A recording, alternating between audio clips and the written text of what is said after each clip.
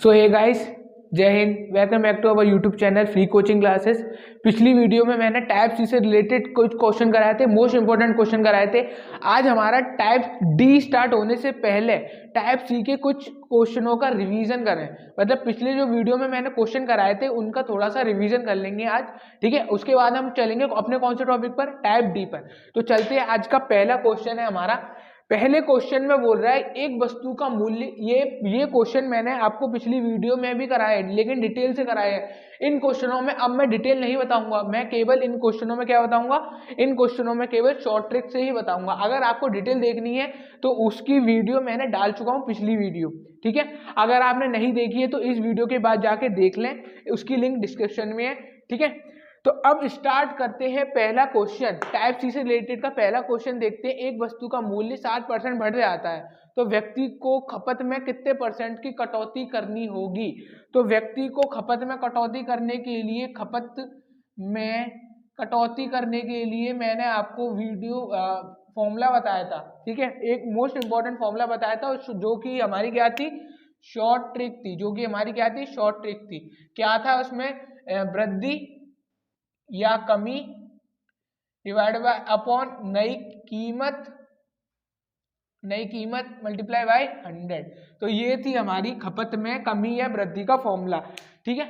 ये क्यों most important है, और इसका जो पिछली वीडियो में मैंने क्या बताया था, इसकी डिटेल बताई थी कि अगर हमें शॉर्ट ट्रिक नहीं याद रहती है क्वेश्चन एग्जाम टाइम पर तो हम क्या करेंगे, ठीक है। तो अब हम शॉर्ट ट्रिक से करेंगे इस क्वेश्चन को। वृद्धि कितने की हो रही है, 60% की वृद्धि हो रही है, तो 60% यहाँ लिख दो, 60% अपॉन नई कीमत कितनी आएगी।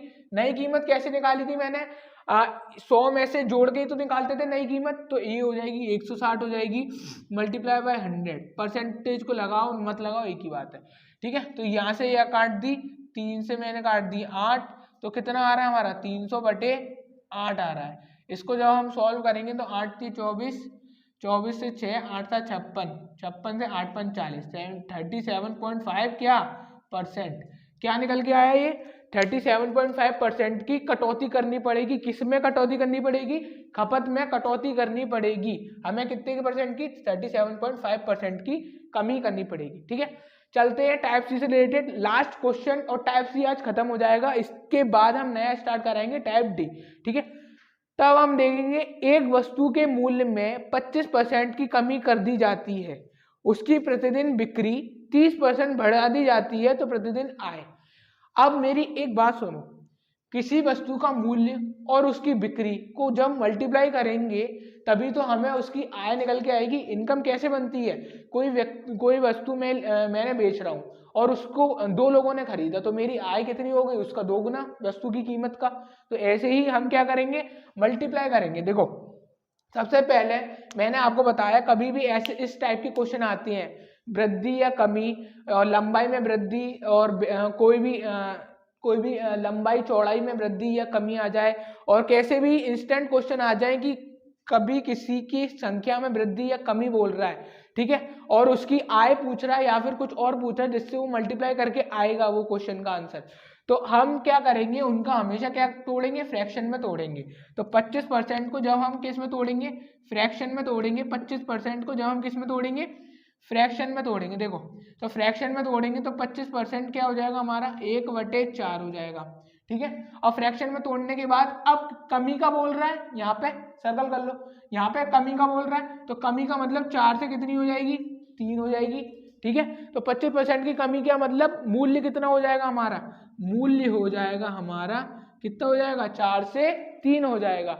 अब ऐसे ही उसकी प्रतिदिन बिक्री 30% बढ़ा दी जाती है, तो 30% को जब हम तोड़ेंगे फ्रैक्शन में तो 30/100 हो जाएगा यहाँ पर, ठीक है। तो ये कितनी हो गई, 3 से 10, 3/10 हो गई। 10 से कितनी हो गई, 3% बढ़ा दी जाती है, तो बढ़ाने का मतलब क्या हो जाएगा, यहाँ पे प्लस हो जाएगा। और यहाँ पे कमी थी तो यहाँ पे क्या करा था मैंने, माइनस करा था, तो 10 से कितनी हो गई, 13 हो गई। अब हम क्या करेंगे, टोटल आय निकालने के लिए क्या करेंगे, प्रतिदिन बिक्री, बी हो गई बिक्री हमारी, ठीक है। तो हम क्या करेंगे, मूल्य मल्टीप्लाई बिक्री करेंगे, मूल्य मल्टीप्लाई बिक्री, मूल्य मल्टीप्लाई बिक्री। मतलब ये पहले की बिक्री, ये पहले की आय आ जाएगी हमारी निकल के यहाँ पर, और ये जब घटाने के बाद और बढ़ाने के बाद निकल के टोटल आय आ जाएगी। तो हम देखो 40 और ये हो जाएगा 39, तो कितने की कमी आ गई, 1/40 की कमी आ गई। तो ये कितने से कमी आ गई, 40 से कमी आ गई। तो ये इसको जब हम सॉल्व करेंगे तो ये कितनी हो जाएगी हमारी 5/2। ठीक है, एक की कमी आई, कितने से कमी आई, 40 से कमी आई, तो कितने परसेंट का कमी आ गई, 2.5%, 2.5% की डिक्रीज हो गया। 2.5% का क्या हो गया, डिक्रीज हो गया। 2.5% का क्या हो गया, डिक्रीज हो गया। 2.5% का डिक्रीज। देखो ठीक है, क्वेश्चन में क्या बोल रहा था, वस्तु के मूल्य में, ये इससे रिलेटेड एक क्वेश्चन मैंने आपको कराया था पिछली वीडियो में। आयत होता है, उसमें लंबाई और चौड़ाई दी जाती थी। लंबाई और चौड़ाई जब दी जाती थी तो लंबाई मल्टीप्लाई चौड़ाई कर देते थे। ठीक है, उसके बाद यही करते थे, यही प्रोसेस होती थी उसमें भी, लेकिन इसमें भी यही प्रोसेस इसलिए अप्लाई हो रही है क्योंकि मूल्य और बिक्री को मल्टीप्लाई करके ही हमारी क्या बनेगी, आयत बनेगी। ऐसे ऑल टाइप के जितने भी क्वेश्चन होंगे जिनमें हमेशा लास्ट में एक ऐसा फॉर्मूला बोलेगा कि जो हमें दिए होंगे पहले के ऊपर के, उनका मल्टीप्लाई करके बन रहा होगा, तो हम उसको हमेशा किस में तोड़ेंगे, फ्रैक्शन में तोड़ेंगे, ध्यान रखना। ठीक है, तो ये हो गया हमारा टाइप सी खत्म।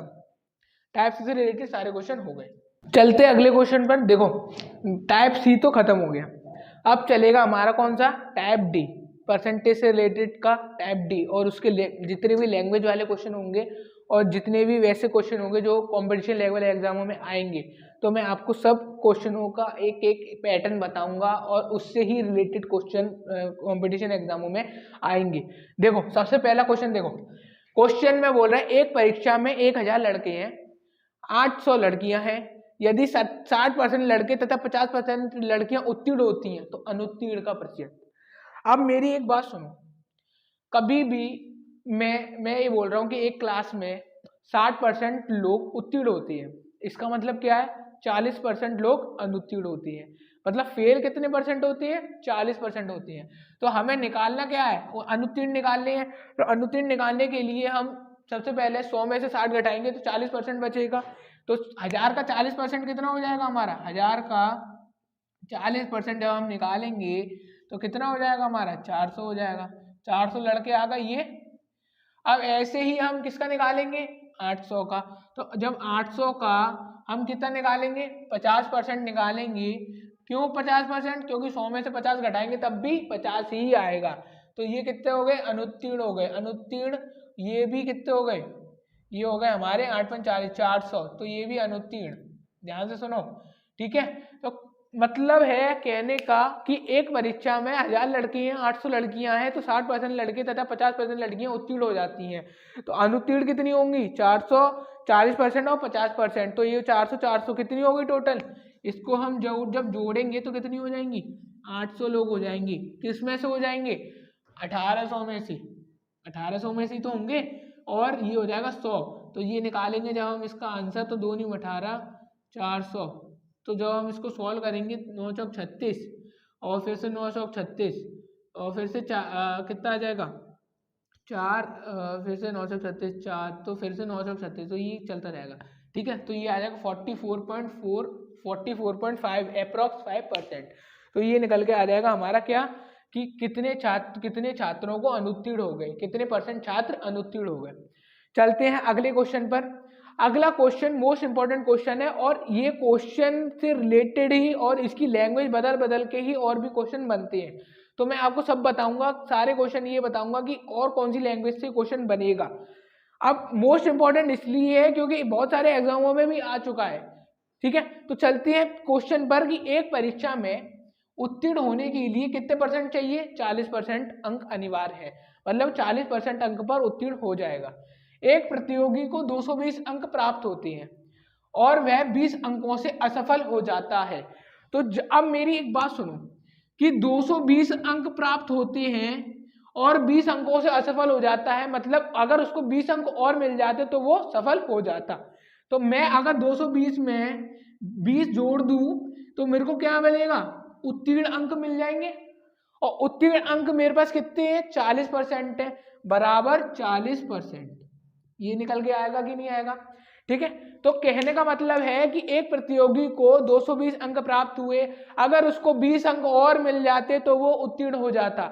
उत्तीर्ण का परसेंट मेरे पास कितना दिया हुआ है, 40% दिया हुआ है। तो अब मैं इधर से 1% की वैल्यू निकाल लूंगा। 1% की वैल्यू कितनी निकल के आएगी, ये हो जाएगी मेरी 240/40। तो ये हो जाएगी मेरी 1% की वैल्यू। तो 1% की वैल्यू कितनी हो गई मेरी, 6 हो गई। 6 नंबर, 1% की वैल्यू अगर मेरी 6 आ रही है 1% की वैल्यू, तो अब मुझे क्या चाहिए, अधिकतम अंक। कोई भी हमारा कोई भी एग्जाम हो, उसमें हम परसेंटेज किससे निकालते हैं, हमेशा 100 से निकालते हैं। 100 से ही रिलेट करके ही सारी परसेंटेज बनती हैं। ठीक है, तो जब 100 से रिलेट करके सारी परसेंटेज बनती हैं, तो हम 1% का मान मेरे पास निकल गया है, तो 100% का भी निकाल दूंगा। तो हमारे अधिकतम अंक कितने आ जाएंगे, कितने आ जाएंगे हमारे, 100% बराबर कितना हो जाएगा, 600 हो जाएगा। तो हमारा क्या निकल के आया आंसर, 600 आ गया निकल के। अभी इसी क्वेश्चन में ये बोलता कि परीक्षा में प्राप्त उत्तीर्ण अंक निकालने हैं। उत्तीर्ण अंक निकालने के लिए हम क्या करते हैं, 40%, क्योंकि उत्तीर्ण अंक कितने हैं मेरे पास, 40% है। 1% की वैल्यू निकाल लेते और फिर 40% की वैल्यू इसमें लगा देते, तो मेरा क्या निकल के आ जाता, उत्तीर्ण अंक निकल के आ जाता। तो ये हो गए मेरे दोनों क्वेश्चन। चलते अगले क्वेश्चन पर। देखो पिछले वाला जो क्वेश्चन था उससे रिलेटेड और उसकी लैंग्वेज बदल के ही ये दोनों क्वेश्चन है, और ये दोनों क्वेश्चन भी मोस्ट इंपॉर्टेंट है। ठीक है, उसी टाइप का ही क्वेश्चन है, टाइप डी का ही क्वेश्चन है, और पिछला जो क्वेश्चन मैंने कराया था उसकी ही लैंग्वेज बदल बदल के थोड़े क्वेश्चन को डिफरेंट बना के तैयार किया गया है। अब हम देखेंगे पहला क्वेश्चन।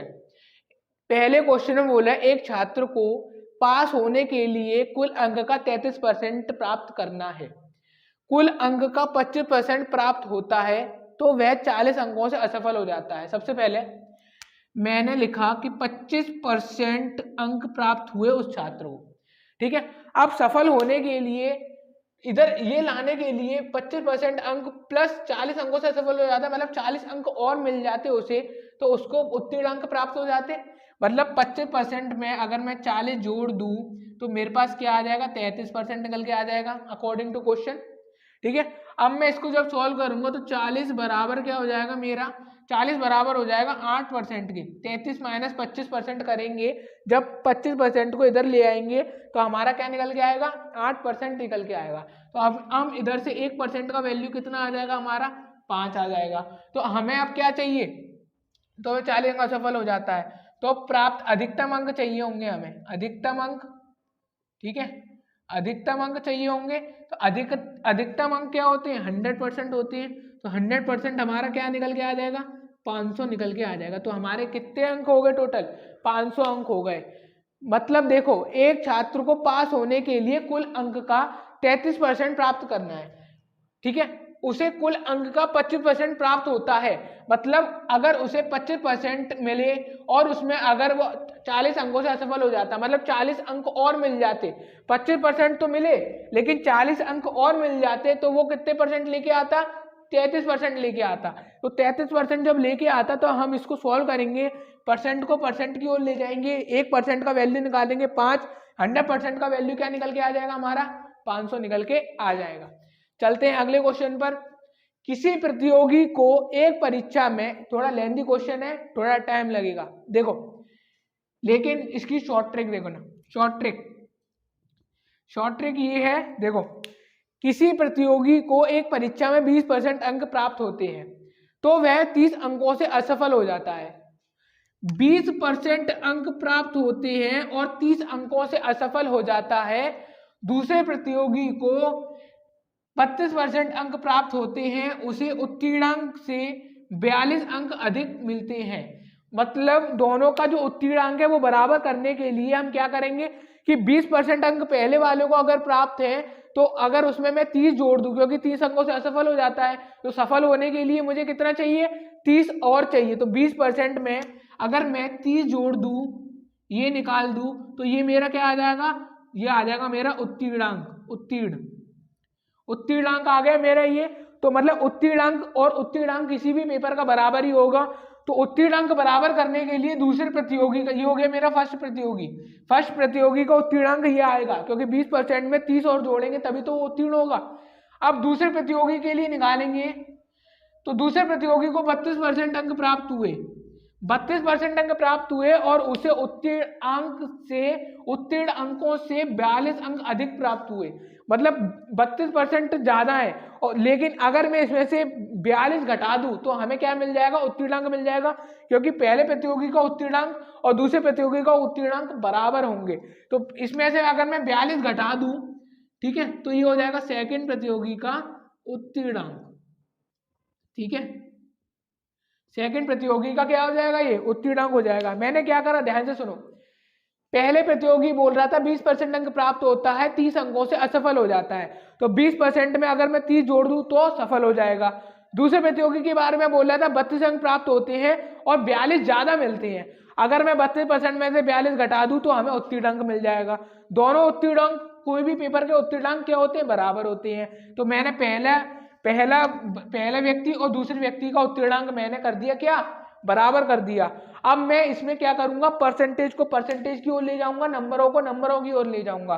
तो नंबरों को जब मैं नंबरों को नंबरों की ओर ले गया तो कितने हो गए, 30 + 42 बराबर कितना हो गया, 32% -20%, ठीक है।